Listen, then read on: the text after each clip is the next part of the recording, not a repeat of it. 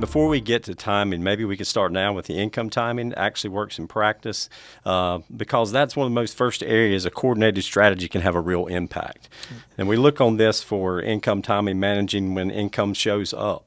Income timing is simply about when the income shows up on your tax return and when its deductions show up. You cannot move everything. Your salary is typically fixed, but there are areas when you have some flexibility, though.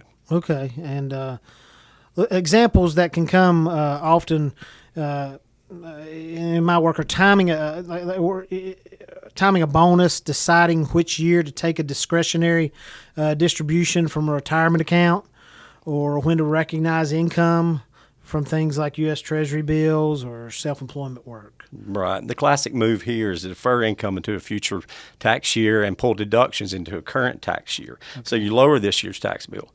But that's not always the right answer. You know, if you're in a higher tax bracket next year and you know that, you may want to pull some of that income into the current year. And as far as deductions, the same thing. If you're going to be in a higher tax bracket, that deduction you have in December, you may want to put to January so you know you'll have more deductions allocated to that higher tax bracket. Okay.